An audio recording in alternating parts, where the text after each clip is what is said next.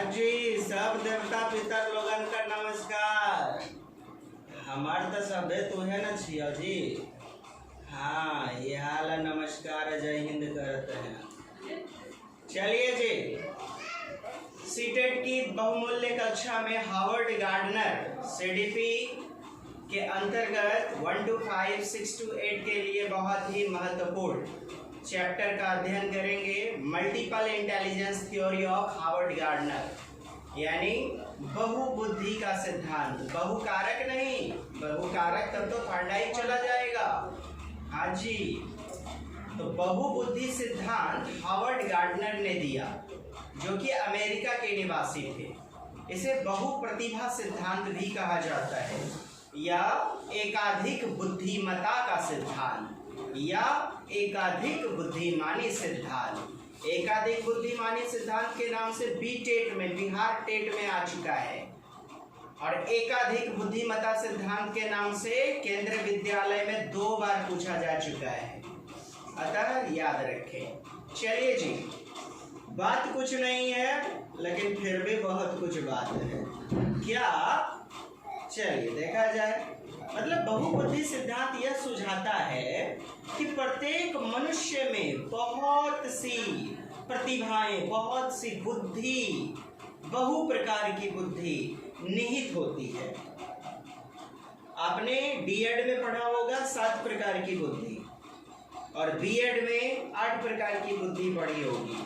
लेकिन इसके बाद भी 2002 में, 2004 में 2 बुद्धि और इजाद किया गया, अतः 10 बुद्धि का आज हम लोग अध्ययन करेंगे। यानी 10 प्रकार की योग्यताएं होती हैं। 10 प्रकार की बुद्धि की योग्यताओं से निहित होता है प्रत्येक मनुष्य। हर व्यक्ति में ये अभियोग्यताएं, एप्टीट्यूड पाया जाता है, ये अभिक्षमताएं, ये योग्यताएं पाई जाती हैं, क्योंकि वातावरण किसी एक के लिए अनुकूल होता है। जैसे कि मुकेश अंबानी साहब, तो क्या उन्हें बिजनेस का माहौल मिला, जैसा माहौल मिलेगा, जैसा परिवेश मिलेगा, उस हिसाब से बुद्धि निखर जाएगी, टॉप पे चली जाएगी, बाकी बॉटम में रह जाएगी।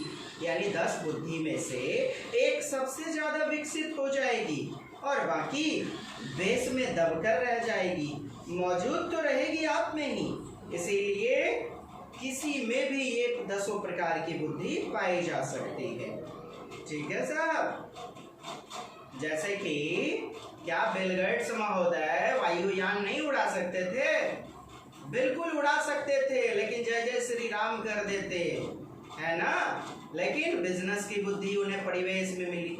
बिजनेस की बुद्धि मिलने के कारण उनका माहौल ही हो गया बिजनेसमयी, अतः तार्किक गणितीय बुद्धि उनमें पाई जाएगी, लॉजिकल मैथमेटिकल इंटेलिजेंस। चलिए, विशेष बातें नहीं, 10 प्रकार की बुद्धि पर फोकस करते हैं। सबसे पहला है हमारा शाब्दिक या भाषाई बुद्धि या भाषागत बुद्धि, जैसे इंग्लिश में लिंग्विस्टिक इंटेलिजेंस कहते हैं। वैसे व्यक्ति जो लिंग्विस्टिक अर्थात भाषा या शब्दों के माध्यम से आपको हंसा देगा, रुला देगा। कवि महोदय को देखिए ना, क्या करता है, अरे 100-200 की किताब आपको बेच दिया और उसके माध्यम से आपको इमोशनलाइज कर दिया, हाँ, आपको गुदगुदा दिया। तो क्या करता है कवि महोदय, एक पंडित जी क्या करते हैं, धर्मगुरु क्या करते हैं, लेखक क्या करते हैं, तो वह भाषा को ही में बेचते हैं यार। तो जब भाषा को बेचते हैं, शब्दों को बेचते हैं, तो भाषागत बुद्धि पाई गई। अतः आपको उदाहरण में सीटेट में पूछा जाता है किसमें किस प्रकार की बुद्धि पाई जाती है ना। इस बार भी पूछा गया है जनवरी में, जनवरी के एग्जाम में सीटेट में पूछा गया है। यह 4 प्रकार की बुद्धि दी गई थी और मैच करना था, जोड़े मिलान करना था। हाँ जी, तो भाषागत बुद्धि आप समझ चुके हैं। शब्दों के माध्यम से, भाषा के माध्यम से जो इनका प्रयोग करे वैसे व्यक्ति इसके अंतर्गत आएंगे। संगीतीय बुद्धि या संगीतात्मक बुद्धि, दैट इज म्यूजिकल इंटेलिजेंस। तो म्यूजिकल इंटेलिजेंस क्या होता है यार? संगीत के नाम से थिरकने वाले लोग, हाँ, संगीत के नाम से ही डांस करने वाले लोग, जिनके सिहरन होने लग जाता है हृदय में, पैर हिलने शुरू हो जाते हैं, कहीं पर ढोल नगारा बज रहा है, बाजा गाजा बज रहा है, हल्ले एकदम शुरू हो गया जी, हाँ पैर थिरकना शुरू हो जाता है। तो डांसर वगैरह, गायक वगैरह, संगीतकार, म्यूजिक यंत्र बजाने वाले लोग, चाहे तबला वादक हों, चाहे वायलिन वादक हों या कोई भी, तो ऐसे उदाहरण यदि पूछे जाते हैं तो हम लोग किसके अंतर्गत जाएंगे? संगीतीय या संगीतात्मक बुद्धि। ठीक है, नाम बस अलग कर दिया गया है जी, अंग्रेजी में एक ही नाम है, इसीलिए हम अंग्रेजी हिंदी दोनों करके चलता हूँ। चलिए, हाँ, स्थानिक बुद्धि देखते हैं, स्पेशियल इंटेलिजेंस। क्या होता है? प्लेस और ऑर्डर का ख्याल रखने वाले लोग, जिनके स्थान एवं क्रम का ध्यान नहीं रखने से उनका काम में गड़बड़ा जाएगा, माने उनका काम गड़बड़ा जाएगा यदि वो स्थान एवं क्रम का ध्यान नहीं रखेंगे। देखिए मूर्तिकार को, हाँ कभी देखे हम माथा के पास जो है पैर लगाते हुए? कार्टूनिस्ट को देखिए, व्यंग्यकार, हाँ मोटू पतलू देखे हैं, इतना मोटा कर देता है लेकिन फिर भी माथा के जगह कभी हाथ को रखते नहीं देखा होगा आपने। हाँ, क्रम का, स्थान का ख्याल रखेगा। चित्रकार देख लीजिए, आर्किटेक्ट, इंजीनियर यानी भवन निर्माण करता या भवन निर्माण करता, शिल्पकार वगैरह, ये सब क्या होते हैं जी? ये सब स्थान का ही तो ख्याल रखते हैं, हाँ ऑर्डर का ख्याल रखते हैं। तो उम्मीद करता हूँ आप समझ चुके हैं स्थानिक बुद्धि, जो स्थान का ख्याल रखे, दैट इज स्थानिक बुद्धि। चलिए जी, उदाहरण के लिए आप समझ चुके हैं, मूर्तिकार, चित्रकार, आर्किटेक्ट वगैरह स्थानिक बुद्धि पाया जाता है। हास्य चित्रकार वगैरह, पेंटर वगैरह, पेंटर भी उदाहरण हो सकते हैं ना जी। चलिए, चौथा देखते हैं गतिक बुद्धि या शारीरिक गतिक बुद्धि। नाम से स्पष्ट है, शारीरिक गतिक बुद्धि, शरीर से किया गया क्रियाकलाप। अब देखिए ना, सर्जन वगैरह को, शल्य चिकित्सक को, मास्टर ऑफ सर्जन, एमएस वगैरह को, हाँ अरे यार सिलाई करना था, कहाँ और कर दिया कहीं और स्टिचेज, क्या होगा? गड़बड़ेबे न करेगा जी। हाँ ये है बाप है। अब कैंची चिमटा छोड़ देगा पेटे के अंदर, क्या होगा जी? हाँ तो शल्य चिकित्सक यह आपका 2 से 3 बार सीटेट में पूछा जा चुका है, इसलिए मैं विशेष फोकस कर रहा हूँ, अर्थात बॉडी पर जो जोड़ दे। अच्छा जी, ड्राइवर वगैरह को देखे हैं, मोड़ आया कैसे एकदम शरीर को मोड़ते हुए कैसे एकदम ड्राइविंग करता है, फटाक से मोड़ लेता है, नहीं तो एकदम गड़बड़ा जाएगा जी। हाँ, और सभी को बुड़बुड़ा देगा मौत की अग्नि में। चलिए जी, यही है गतिक या शारीरिक गतिक बुद्धि, काइनेस्थेटिक इंटेलिजेंस, काइनेस्थेटिक या बॉडी काइनेस्थेटिक इंटेलिजेंस। बोले तो चलने वाली या गतिशील वस्तुओं पर जो लोग नियंत्रण करते हैं वो लोग इसके अंतर्गत कहलाते हैं, जैसे बस चालक, रेलगाड़ी चालक, वायुयान चालक, अंग्रेजी में पायलट ना, बोर्ड पे लिखा गया भी है। या फिर शारीरिक गति पर नियंत्रण करने वाले लोग, हाँ शारीरिक गति पर नियंत्रण कर वस्तुओं का यूज करने वाले लोग। एग्जाम्पल के लिए शल्य चिकित्सक बोले तो एमएस, मास्टर ऑफ सर्जन, जो भी चिकित्सक होते हैं, डॉक्टर वगैरह। अच्छा जी, डांसर, सर डांसर तो आप जो है संगीतात्मक बुद्धि में भी दे सकते हैं, देवे किए हैं। हाँ यार, मैंने नहीं बताया कि एक ही प्रकार, हाँ के लोगों में कई प्रकार की बुद्धि पाई जा सकती है कि नहीं? यह जरूरी थोड़े है कि एक ही प्रकार की बुद्धि पाई जाएगी, ये 10 बुद्धि पाई जा सकती है। परिवेश पर मैंडेटरी होता है जी, परिवेश जैसा मिलेगा उस हिसाब से उनकी वो बुद्धियां टॉप पर आ जाएंगी, बाकी बॉटम में रह जाएंगी। यानी जैसा परिवेश, जैसा माहौल, वैसी बुद्धि निखरेगी और बाकी चली आएगी बॉटम पर, दब कर रह जाएगी। चलिए जी, तो डांसर वगैरह देखिए, प्लेयर, हाँ एक प्लेयर यदि गेंद आया, अब आ गया, एकदम जो है ना गोड़ को थूड़ थाड़ करके चल गया, बल्ला घुमेबे नहीं किया, तो कुछ ही होगा, और नेंगड़ी फुछड़ी बन जाएगा। हाँ, गेंदबाज मारना है कहीं, गेंद करना है कहीं, हाथों से स्विंग ना करे। देखो वो खिलाड़ी जो है गड़बड़ेबे नहीं करेगा, पवेलियन जेबे नहीं करेगा। एक्रोबेट, आग के गोले में घुसना था, आग वाले पहिए को पार करना था, अब बेचारा 100 से टकरा गया जाकर के, तो कुछ ही होगा, तो भस्म न हो जाएगा बिना महिषासुर के। जी, एक्रोबेट मीन्स होता है कलाबाज, कलाबाज जो करतब दिखाने वाले होते हैं। तो ये सब अपने शारीरिक गति पर नियंत्रण करते हैं। तो स्पष्ट हो गया, शारीरिक गति बुद्धि कुछ नहीं है, नाम में ही छिपा हुआ है। चलिए आगे बढ़े साहब। चलिए 5वां नंबर है आपका तार्किक या तार्किक गणितीय बुद्धि।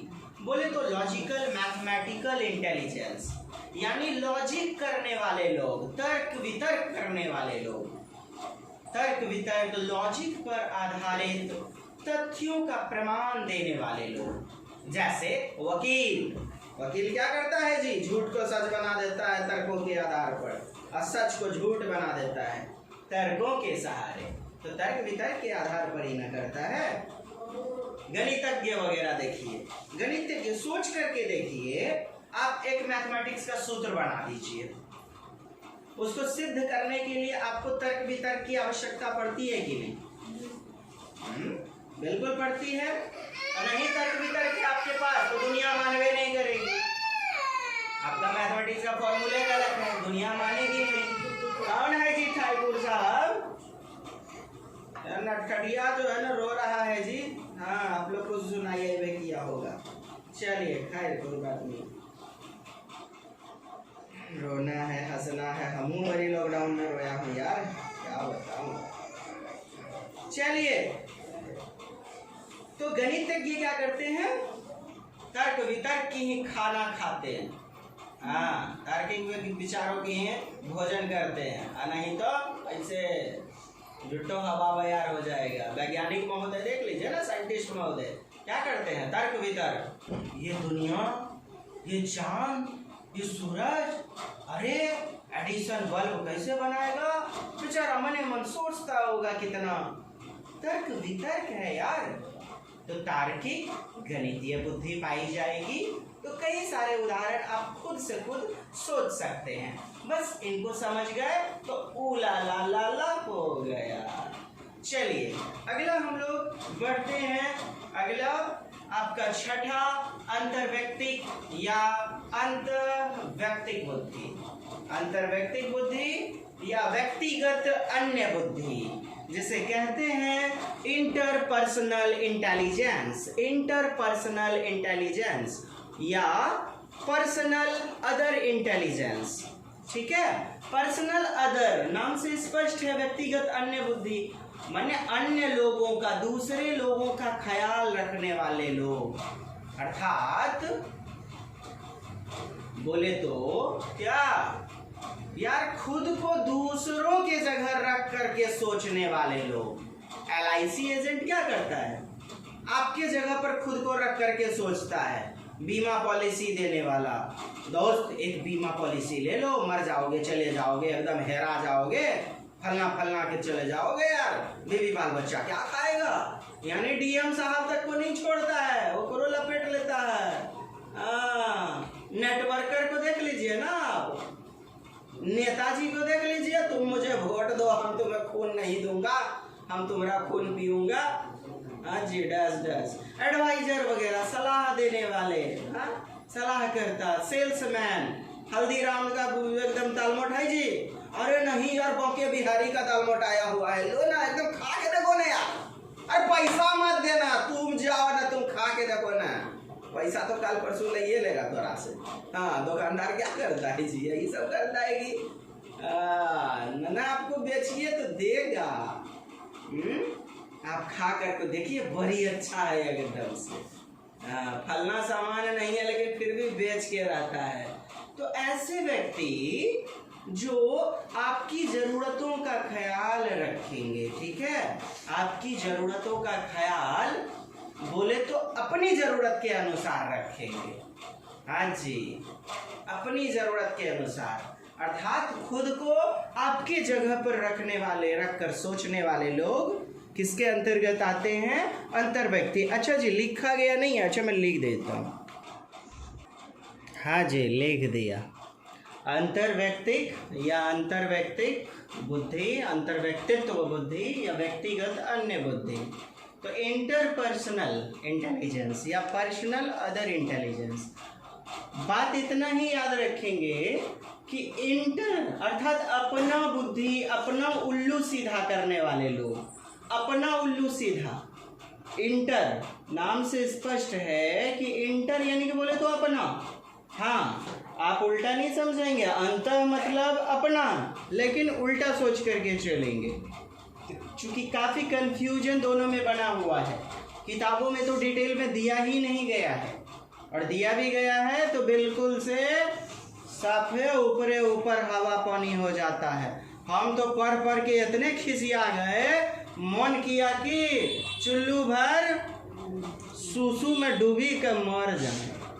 ठीक है जी, मैं तो सोचे कि खगासो फेंक दे हाथों में आ नोक गोती करी के एकदम औना करी के मर जाए, लेकिन क्या करे यार, जीवन चलने का नाम चलते रहो, सुबह शाम जिंदा है। खैर देखिएगा, कुछ मदद हो जाए तो अच्छी बात है। दूसरे व्यक्तियों की इच्छाओं, आवश्यकताओं का ख्याल रखकर अपनी ज़रूरतों को पूरा करने वाले लोग, यानी अपनी ज़रूरतों को पूरा करने वाले लोग, या फिर खुद की जगह दूसरों को रख करके सोचना, खुद की जगह दूसरों को रख करके सोचना। और यहाँ क्या लिखा है? दूसरों की जगह खुद को रख करके सोचना। जैसे शिक्षक, देखिए आप पीएचडी किए हुए हैं, तो एक 1 क्लास बच्चे को, 2 क्लास बच्चे को क्या लेना देना है कि भाई आपने पीएचडी किया हुआ है? आपको उस हिसाब से बच्चा बन के समझाना होगा ना। बोले तो दूसरों की जगह खुद को ढाल लेते हैं, दूसरों की जगह, बच्चों की जगह खुद को ढाल करके सोचते हैं। कौन? शिक्षक, है ना। दूसरों की जगह खुद को ढाल लेते हैं शिक्षक। तो ये बातें हैं। अंतर्व्यक्तिक बुद्धि या अंतर्व्यक्तिक बुद्धि क्या अपने आप को, क्या है? अपने आप को परिस्थिति या दूसरों के अनुसार ढालना, दूसरों की जगह खुद को रख करके सोचना। चाहे शिक्षक रहे, दार्शनिक रहे, हाँ कितने प्रेम से दार्शनिक वगैरह समझाते हैं। साइकियाट्रिस्ट रहे, मनोचिकित्सक जो होते हैं, साइकियाट्रिस्ट वगैरह, मनोचिकित्सक, वो क्या करते हैं? दूसरों की जगह, आपकी जगह खुद को रख करके बड़े प्रेम मोहब्बत से समझाते हैं। हाँ, तब समझ पाते हैं ना जी। तो यही लिखा है मैंने इंट्रापर्सनल इंटेलिजेंस में कि दूसरों की जगह खुद को रख कर के सोचते हैं। हाँ जी, ये बात है। चलिए, तो ऊपर वाला उदाहरण आपको क्लियर है? बीमा एजेंट, एलआईसी एजेंट वगैरह, सामाजिक कार्यकर्ता वगैरह, सलाहकार, एडवाइजर वगैरह जो है, नेताजी को देख लीजिए, सेल्समैन वगैरह को देख लीजिए। ये सब किसके उदाहरण हो जाएंगे? अंतर्व्यक्तित्व या पर्सनल अदर इंटेलिजेंस। खैर इतना वो टिपिकल टाइप का नहीं पूछा जाता है। अभी तक मैं इन दोनों से लगभग 2 बार सीटेट में पूछे जा चुके हैं। हाँ जी, आपने देखा होगा पंडित जी वगैरह को, नेताजी वगैरह को कैसे एकदम जो है ना बाकी बातें करेगा एकदम से, तो मुझे वोट दो, हल्ला कर देंगे, चीर देंगे, फाड़ देंगे। कैसा बेवकूफ़ बनाता है एकदम। इलेक्ट्रिसिटी की बात करेगा, कभी जो है सड़क की बात करेगा। काम एक भी नहीं करना है उसको, केवल जातिवाद, भाई भतीजावाद, नेपोटिज्म वगैरह उसका वास्ता दे करके शब्दों के जाल में एकदम किस तरह से शब्दों के जाल में आपको फंसाता है। अपना उल्लू सीधा करता है जी साहब। हाँ, अपना उल्लू सीधा करने वाले लोग अंतर्व्यक्तित्व बुद्धि के अंतर्गत आएंगे। धर्म गुरु वगैरह भी आ सकता है जी। धर्म गुरु वगैरह अपना उल्लू सीधा करेगा। अपना तो कभी देखा नहीं है भगवान वगैरह, भगवान के पास जाना है। धर्म क्या है, जीवन क्या है, मरण क्या है, स्वर्ग है, स्वर्ग जाना है कि नहीं? सजन रे झूठ मत बोलो, रे नुनू झूठ मत बोलो, भगवान के पास जाना है। दोजख की आग मिलेगी, लाहौल बिला कुबत, तौबा तौबा तौबा। नर्क की आग मिलेगी, ईश्वर तुम्हें शांति नहीं देंगे, फला चिला ढिमका एकदम खुबे, भगवान आपको खुश रखेंगे। तुम इतना दान दो, दान दोगे तो तुम्हारा नहीं घटेगा, इतना दो उतना दो। दुनिया भर की धार्मिक बातें करता है। आपको लगता है मैं ईश्वर को देखा है? उत्तर मिलेगा नहीं, नहीं दोस्त नहीं। लेकिन वह किसका यूज करता है जी? हाँ, लाखों चढ़ावा लेता है, दक्षिणा लेता है, किसका? तो खुद की जगह दूसरों को आपको रख करके सोचता है। तो धर्मगुरु इंटरपर्सनल, विशेष मकसद ही होता है उसका कि अपना उल्लू सीधा करना। तो आप सोच लेंगे और क्या क्या अन्य उदाहरण हो सकते हैं। बाकी 7वें नंबर पे चर्चा मैं कर ही चुका हूँ, पुनः एक बार देख लें। शिक्षक वगैरह जो भी होते हैं सोच करके देखिए वो कितना ही होशियार है, कितना ही पढ़ा लिखा है। हाँ, एक बच्चे को पढ़ाना है तो बच्चे की बुद्धि के हिसाब से चलिएगा ना। बोले तो दूसरों की जगह, बच्चों की जगह खुद को रख करके सोचिए ना, है ना? तो उस हिसाब से चलना होगा, यानी कि बड़का का बुद्धि नहीं लगाना होगा, बच्चे की बुद्धि के हिसाब से जाना होगा। आप कितने पढ़े लिखे हैं उससे कोई फर्क नहीं पड़ता है, बच्चों की बुद्धि के आधार पर सोचना पड़ेगा, तभी एक बालक सीख पाएगा। भले आपने पीएचडी कर लिया, बीटीसी कर लिया, बीएड कर लिया, डीएड कर लिया, आप एक पहली क्लास के छोटे कक्षे के बच्चे को पढ़ा रहे हैं, तो उसको आप अपने आप को उस बच्चे के अनुसार ढालते हैं। हाँ, वैसा जोकड़ीबाजी करते हैं और उस हिसाब से पढ़ाते हैं तो बेहतर बच्चा ढंग से सीखता है ना। ये बातें हैं। चलिए 8वीं बुद्धि हम लोग देखेंगे, प्राकृतिक बुद्धि यानी नेचुरलिस्टिक अर्थात नेचुरल इंटेलिजेंस।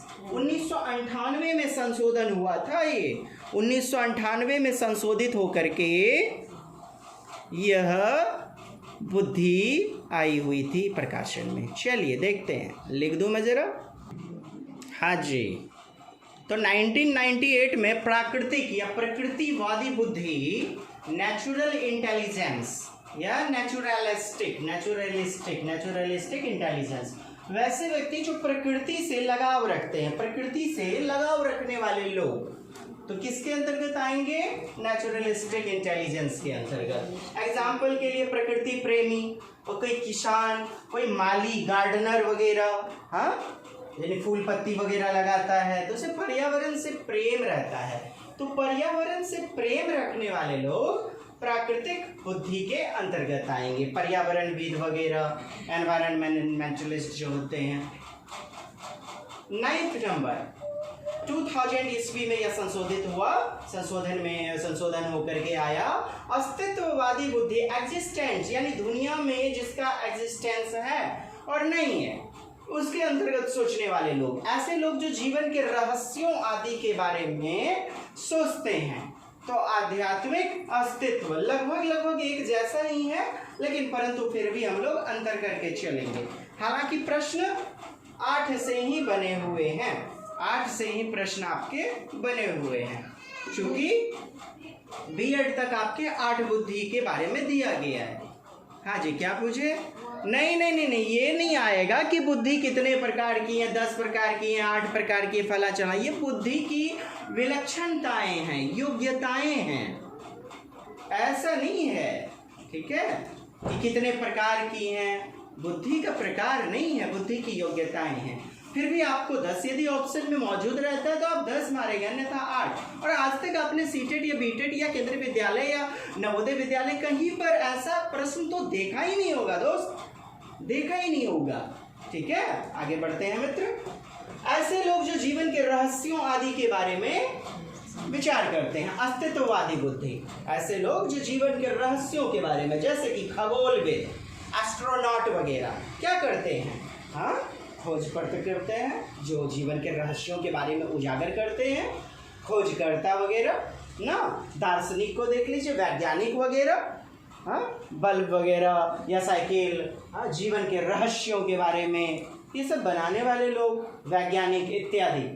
चलिए 2002 में संशोधन के प्रारूप के बाद आया आध्यात्मिक बुद्धि, दैट इज स्पिरिचुअल इंटेलिजेंस। जीवन, नरक, मृत्यु, भूत, भगवान आदि रहस्यों में लिप्त रहने वाले लोग इसके अंतर्गत काय के जी, जैसे मौलवी हो गया, पुजारी हो गया, कथावाचक, हाँ, श्री फलना भगवान की जय, हाँ, तो क्या है, भूत, भगवान, जीवन, नरक, मृत्यु इन्हीं रहस्यों में लिप्त रहने वाले लोग हैं ना।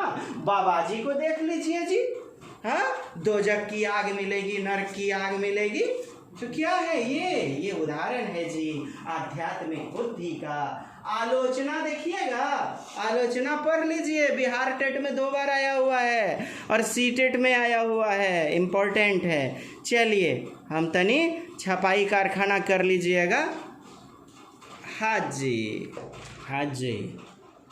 तो आलोचना क्या है, क्रिटिसाइजेशन अर्थात नकारात्मक पहलू।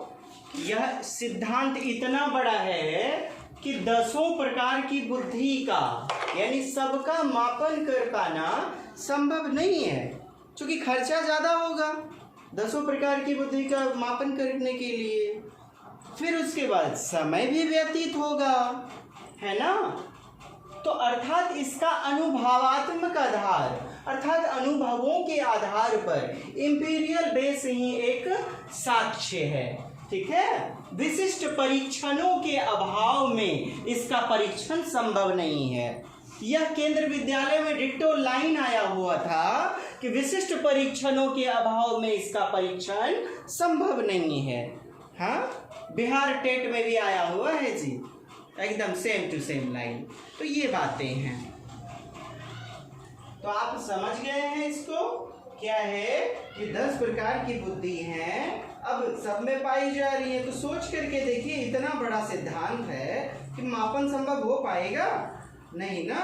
10 प्रकार की बुद्धि को मापने के लिए खर्चा ज़्यादा होगा, समय भी लगेगा, क्योंकि केवल हमको आपको बस इतने को ही मापना थोड़े है। 135 करोड़ की आबादी को मापिए जी, तो मैं भारत की केवल बात किया और विश्व कहाँ गया। हाँ जी, चलिए दमदार प्रश्नों को देखते हैं जो कि पूछे गए हैं हमारे सी टेट में, बिहार टेट में इत्यादि। चलिए साहब देखते हैं प्रश्न संख्या आपका 1, प्रश्न संख्या 1 देखिएगा।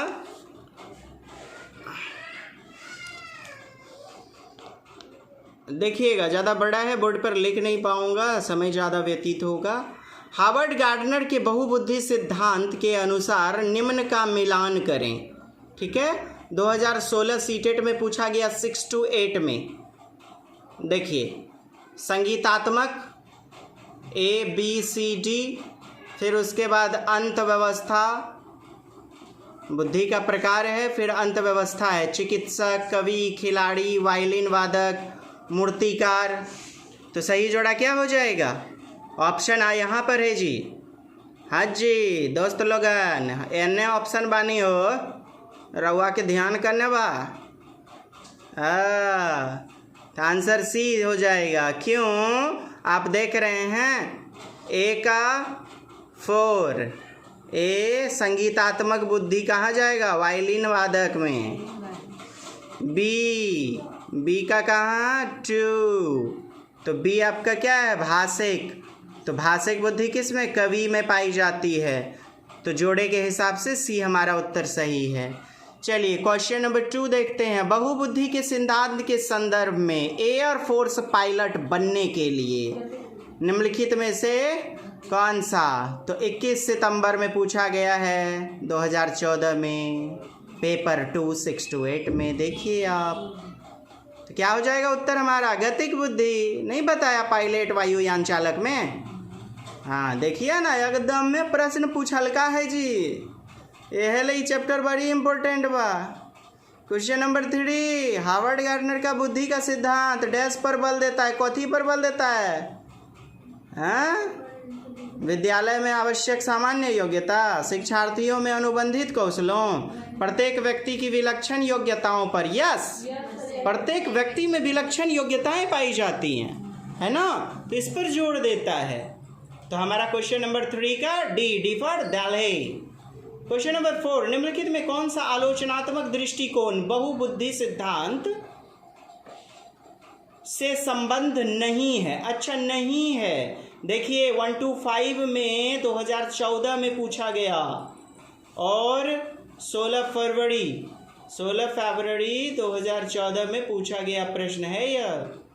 देखिए तो कौन सा हमारा संबंध नहीं है, मैंने के खचड़ा घुस गया है बीच में जी, जे एकदम में झूठे चोड़वा है, ओकरे पकड़ना है, इसका कोई अनुभवात्मक आधार नहीं है। सही बात है भाई, अनुभवात्मक आधार नहीं है, हाँ नहीं ना है, यही सब कीजिएगा।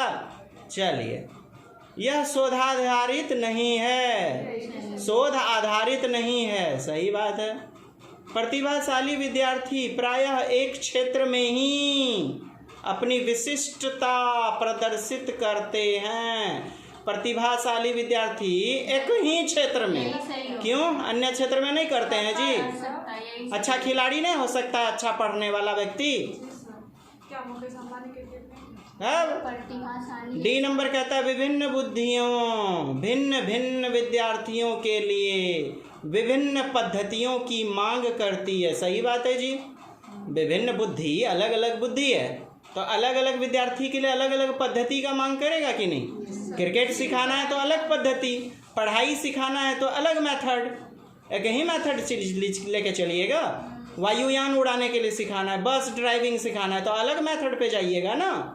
उम्मीद करता हूँ चौथा ऑप्शन भी आप समझ चुके हैं, ठीक है। चलिए, C is the right answer, C for Chennai. तो 4 भी हो गया, आगे बढ़े। हाँ, आगे बढ़ा जाए, कहाँ लेकिन बढ़िएगा? क्वेश्चन नंबर 5 की तरफ। चलिए देख लीजिए, सब एकदम डिसलाइक कर ले जाइएगा। हाँ, हमारे दोस्त लोग बुझेगा तब ना कि हमार मेहनत जो है ना केना रंग लाएगा। चलिए क्वेश्चन 5, बहुविध बुद्धि सिद्धांत के अनुसार सभी प्रकार के पशुओं, खनिजों और पेड़ पौधों को पहचानने और वर्गीकृत करने की योग्यता डैश कहलाती है? भाषिक बुद्धि, प्राकृतिक बुद्धि, स्थानिक बुद्धि, तार्किक, गणितीय बुद्धि। क्या होगा जी दोस्त? प्राकृतिक बुद्धि, पशु पक्षी खनिज, है ना।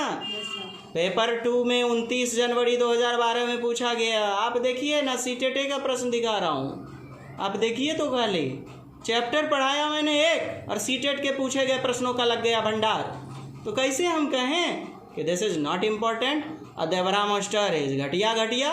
कहना है तो कहिए दोस्त, सबको नमन करता हूँ। अब बाकी शेयर वेयर मत कीजिए, और क्या है, बंद कर दूंगा हमू यार, अपने लॉकडाउन में भूखमरी छैले है।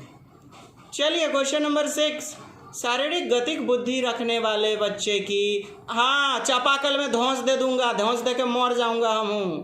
देख रहे हैं ना, बहुते मास्टरवा मर रहा है। हाँ जी, धमकी नहीं दे रहा हूँ, बड़ी स्थिति गड़बड़ाया है, ये तो जॉली मूड दिखा रहा हूँ, केवल चेहरे पे हंसी। हाँ, दुश्मनों के दिए हुए गम को छुपाने की एक अदा है, चूँकि हम मुस्कुरा रहे हैं। चलिए देखिए क्वेश्चन 6, शारीरिक गतिक बुद्धि। अरे शारीरिक गतिक बुद्धि सीधे मारिए ना शल्य चिकित्सक, कितना प्रेम से एकदम टुभुकिया नियर हम समझाया हूँ। क्वेश्चन नंबर 7, निम्नलिखित में कौन सी बहुबुद्धि सिद्धांत की आलोचना है? आलोचना है, आया ना? देखिए सीटेट, हाँ पूछ दिया ना, आलोचना पेपर 2 में पूछा गया 2013 में। हाँ जी, तो यह अनुभाविक साक्ष्यों को बिल्कुल भी समर्थन नहीं दे सकता, बिल्कुल भी नहीं दे सकता। अरे बाबा, अरे बाबा, बहुबुद्धि सिद्धांतों को अपनी रुझान को खोजने में मदद उपलब्ध कराती है, मदद उपलब्ध कराती है क्या? कुछ भी। यह व्यवहारिक बुद्धि पर आवश्यकता से अधिक बल देती है। आवश्यकता से अधिक कहाँ? बहुबुद्धि केवल प्रतिभाएं हैं जो पूर्ण रूप में बुद्धि में विद्यमान रहती है। तो यही तो सही है कि बहुबुद्धि केवल क्या है? प्रतिभाएं हैं, विलक्षणताएं हैं, योग्यताएं हैं। जो पूर्ण रूप में बुद्धि में विद्यमान रहती है, यानी बुद्धि में विद्यमान ये योग्यताएं हैं, प्रतिभाएं हैं। D is the right answer. Question number 8, किसने बहुबुद्धि सिद्धांत प्रतिपादित किया था? के हो? गाल्टन महोदय। फ्रांसिस गाल्टन ने व्यक्तिक विभिन्नता यानी कि इंडिविजुअल डिफरेंस दिया था, याद रखिएगा। Answer B for Bombay, Gardner. क्वेश्चन नंबर 9, संवेगात्मक बुद्धि बहुबुद्धि सिद्धांत के किस क्षेत्र के साथ संबंधित हो सकती है? तो सितंबर 2014। देखिएगा, लगाइए उत्तर। अंतराव्यक्तिक और अंतर्व्यक्तिक, अस्तित्ववादी परक बुद्धि, चाक्षुष स्थानिक बुद्धि, प्राकृतिक बुद्धि। क्या होगा उत्तर? अंतराव्यक्तिक, अंतर्व्यक्तिक। ए इज द राइट आंसर। क्या है क्वेश्चन? फिर से समझिए जरा सा कि संवेगात्मक बुद्धि, ठीक, बहुबुद्धि सिद्धांत के किस क्षेत्र के साथ संबंधित हो सकती है? अरे यार, संवेगात्मक बुद्धि, आप देखिए संवेग, इमोशन वगैरह, हाँ, इस पर सबसे ज़्यादा कंट्रोल कौन करेगा? या तो LIAC एजेंट, नेटवर्कर वगैरह, नहीं, जो कि उदाहरण है आपका इंटरपर्सनल का, है ना, इंटरपर्सनल यानी अंतराव्यक्तिक बुद्धि का। और आपका शिक्षक हो या कोई दार्शनिक वगैरह हो, दूसरों को समझाने के लिए सबसे ज़्यादा किसका उपयोग करता है? अपने संवेगों का। तो ए हमारा सही उत्तर होगा। चलिए क्वेश्चन नंबर डी, अंतराव्यक्तिक बुद्धि से तात्पर्य है। अंतराव्यक्तिक, देखिए क्या आया? अंतराव्यक्तिक बोले तो इंटरपर्सनल, हाँ जी, इंटरपर्सनल, तो स्वयं की क्षमताओं एवं कमजोरियों की पहचान करना, स्वयं की क्षमता एवं कमजोरी का पहचान, दूसरों की अभिप्रेरित करने का कौशल, हाँ यही हो जाएगा, बड़ा अच्छी बात। विभिन्न व्यक्तियों को समझने का कौशल, विभिन्न व्यक्तियों को समझने का कौशल, क्या बताया मैंने? मतलब दूसरों के जगह पे खुद को रखने वाला व्यक्ति, अपना उल्लू सीधा कर लेने वाला व्यक्ति, तो विभिन्न व्यक्तियों को समझने का कौशल, तो सी हमारा उत्तर सही होगा। दूसरों के साथ बातचीत करने का कौशल नहीं। क्वेश्चन नंबर 11, तार्किक गणितीय बुद्धि डैश से संबंधित है? किससे संबंधित है तार्किक गणितीय बुद्धि? द्विकारक सिद्धांत, पदानुक्रमित सिद्धांत, समूहकारक सिद्धांत, बहुबुद्धि सिद्धांत। बस चैप्टर वे वही है, एकदम श्री सत्यनारायण भगवान का नाम लेकर के मारते चलिए। क्वेश्चन नंबर 12, हाँ एग्जामा में की करेंगे तो पढ़ा रहे हैं कोथी लजी, हाँ यह सब चीज़ें सीख रहे हैं, सिखा रहे हैं। हार्वर्ड गार्डनर का बहुबुद्धि सिद्धांत सुझाता है कि कोई चीज़ सुझाता है जी, कि शिक्षक को चाहिए कि विषय वस्तु को वैकल्पिक विधियों से पढ़ाने के लिए बहुबुद्धियों को एक रूपरेखा की तरह ग्रहण करे। यस यार, हार्वर्ड गार्डनर का बहुबुद्धि सिद्धांत बताता है कि वैकल्पिक विधियों के द्वारा विषय वस्तु, कोई भी टॉपिक वगैरह को, हाँ कोई भी प्रकरण को वैकल्पिक विधियों के से पढ़ाने के लिए बहुबुद्धियों को एक रूपरेखा की तरह ग्रहण करे। एकदम रट्टाफिकेशन करना है तो रट्टाफिकेशन, रोट लर्निंग कर लीजिए एज यू लाइक। चलिए जी, आंसर नंबर 1, ठीक है। यह क्या है? हार्वर्ड गार्डनर बहुबुद्धि सिद्धांत सुझाता है कि यह शैक्षिक निहितार्थ है शिक्षा में इसका, ठीक है। चलिए देखते हैं क्वेश्चन नंबर 13। हाँ जी, हार्वर्ड गार्डनर का बुद्धि का सिद्धांत डैश पर बल देता है? सामान्य बुद्धि, विद्यालय में आवश्यक सामान्य योग्यताओं, प्रत्येक व्यक्ति की विलक्षण योग्यताओं। यस यस यस, कितना बढ़िया बात बोला, प्रत्येक व्यक्ति की विलक्षण योग्यताओं ना जी। फिर क्वेश्चन नंबर 14, बहुबुद्धि सिद्धांत निम्नलिखित निहितार्थ देता है। निहितार्थ अर्थात मतलब इसका अर्थ क्या देता है? सिवाय। अरे वाह, 3 सही 1 गलत, चोरवा चोरकट बेमनवा पाजी खचड़ा का चुनाव करके निकाल देना है। बात बुझे? सिवाय लगा दिया है। हाँ दोस्त बोलो, हाँ गड़बड़ाइएगा नहीं। विषयों को विभिन्न तरीकों से प्रस्तुत किया जा सकता है, विविध तरीकों से सीखने का आकलन किया जा सकता है। अरे सही बात है ना जी। संवेगात्मक बुद्धि बुद्धि लब्धि से संबंधित नहीं है, बुद्धि प्रक्रमण संक्रियाओं का एक विशिष्ट समुच्चय है जिसका उपयोग एक व्यक्ति द्वारा समस्या समाधान के लिए किया जाता है। चलिए उत्तर बताइए, उत्तर क्या होगा? नहीं समझे? अच्छा, ऑप्शनवा नहीं समझे। चलिए हम समझाता हूँ। बहुबुद्धि सिद्धांत निम्नलिखित निहितार्थ देता है सिवाय, माने अर्थ देता है, 3 अर्थ देता है, एक नहीं। कौन सा? तो विषयों को विभिन्न तरीकों से प्रस्तुत किया जा सकता है। हाँ बिल्कुल, बहुबुद्धि सिद्धांत यही ना बताता है जी। तर्कों के आधार पर सोचे, विषयों को विभिन्न तरीकों से प्रस्तुत किया जा सकता है। फिर है विविध तरीकों से सीखने का आकलन किया जा सकता है। विविध तरीकों से, यस, अलग अलग तरीकों से सीखने का आकलन, मेजरमेंट, असेसमेंट किया जा सकता है। फिर question number 3, hey where are you go, where are you going? You know, Johnny Johnny go. आप भी सुन रहे हैं? देखिए, रुकिए जी। संवेगात्मक बुद्धि बुद्धि लब्धि से संबंधित नहीं है। संवेगात्मक बुद्धि बुद्धि लब्धि से संबंधित नहीं है। अब देखिए अपने चैप्टर में इससे क्या लेना देना है, टर्मन साहब ने जो दिया है। हाँ, IQ यानी इंटेलिजेंस को सेट, मेंटल एज यानी MA/CA, क्रोनोलॉजिकल एज इंटू 100। हाँ, मानसिक आयु बटा वास्तविक आयु गुना 100। तो अपना उत्तर मार लीजिए जी, तीसरा सिवाय उसके। क्वेश्चन नंबर 15, सिवाय का मतलब समझे ना? ओम नमः शिवाय वाला नहीं समझिएगा। तुम्हारे सिवा कुछ ना डैश डैश करेंगे, तुम्हारे सिवा, तो वही सिवा वाला है। माने तोरा छोरी करी का बाकी सब एगो तो ही सही।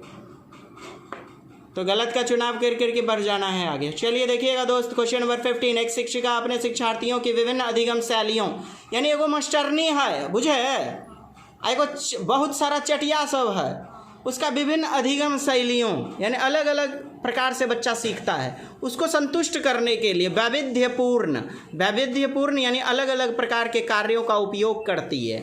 अलग अलग प्रकार के कार्यों का उपयोग, अरे ड्राइंग वर्कशीट दे देती है, खेल खेल में सिखाती है, या बोर्ड पे पढ़ाती है, मानचित्र पे पढ़ाती है। तो वैविध्यपूर्ण का मतलब समझे, अलग अलग प्रकार का।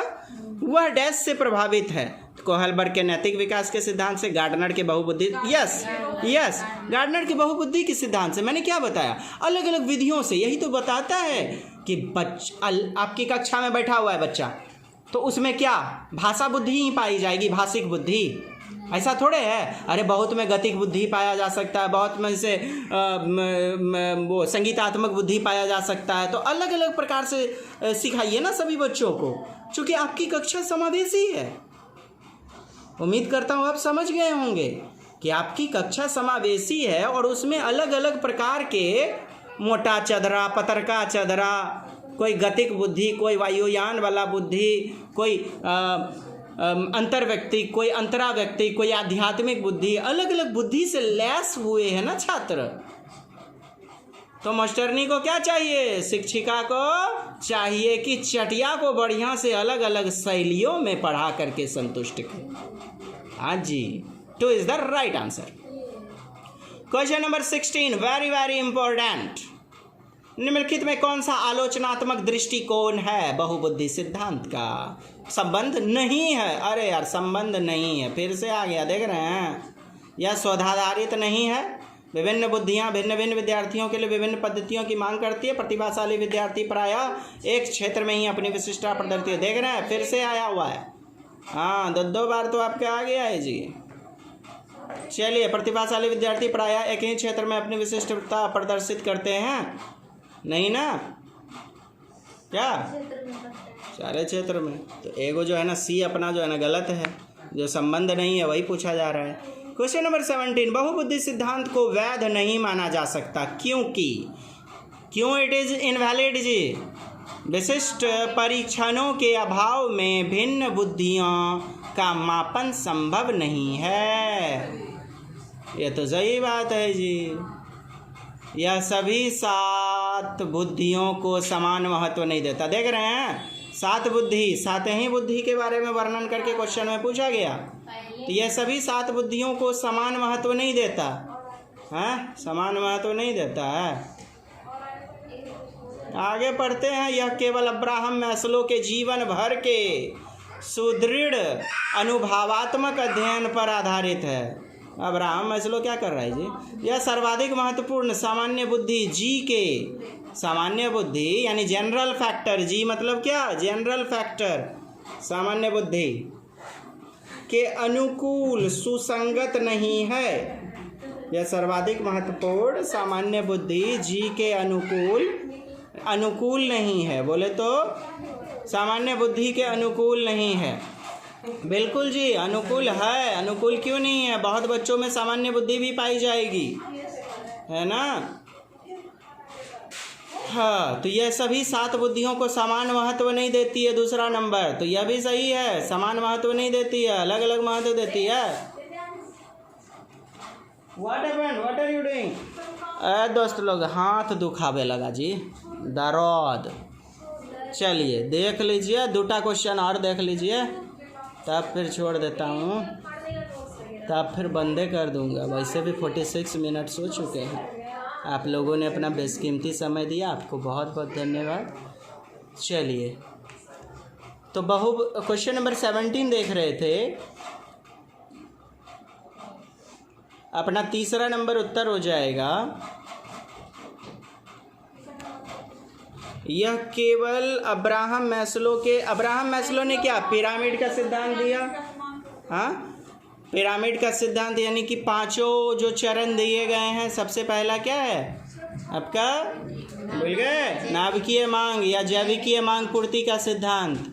दूसरा सुरक्षा मांग पूर्ति। तीसरा प्रेम एवं लगाव। तीसरा आत्मसम्मान मांग पूर्ति का सिद्धांत। चौथा स्व यथार्थीकरण का सिद्धांत, है ना। मांग पूर्ति का सिद्धांत अब्राहम मैस्लो, और सभी मनुष्यों पर लागू होता है। सभी मनुष्य पर लागू होता है। तो लिखा गया यह केवल, और जहाँ पे आ जाए केवल वो अपना होगा गलत। ठीक है। चलिए क्वेश्चन नंबर 17 क्वेश्चन नंबर 18। कक्षा अध्यापक ने राघव को अपनी कक्षा में अपने कीबोर्ड पर स्वयं द्वारा तैयार किया गया मधुर संगीत बजाते हुए, अरे संगीत बजाते हुए देखा, संगीतात्मक बुद्धि। तीसरा number is the right answer 3। Question number 19। एकाधिक बुद्धिमानी का सिद्धांत कहता है, क्या कहता है एकाधिक बुद्धिमानी का सिद्धांत? यानी यही तो है एकाधिक, मतलब नहीं बताए थे बहुबुद्धि का सिद्धांत। तो बुद्धि तेजी से बढ़ाई जा सकती है। बुद्धि कई प्रकार की हो सकती है। पेपर पेंसिल परीक्षण सहायक नहीं है। प्रभावी अध्ययन के द्वारा बुद्धि बढ़ाई जा सकती है। तो क्या हो जाएगा अपना उत्तर? तो बुद्धि कई प्रकार की हो सकती है। हाँ जी। चलिए दोस्त लोग मिलते हैं पुनः अगली कक्षा में। आज की कक्षा अच्छी लगी हो तो क्या करना है आपसे? मुझे निवेदन करना है। आपको क्या करना है आप जाने, बस निवेदन है। आगे बढ़ाइए, शेयर सब्सक्राइब करना है तो करें, लेकिन निवेदन जरूर करूँगा, करिए दीजिएगा, हमको भी अच्छा लगेगा, मेहनताना मिल जाएगा। चलिए नमस्कार, जय हिंद, जय भारत, वंदे मातरम। मिलते हैं पुनः।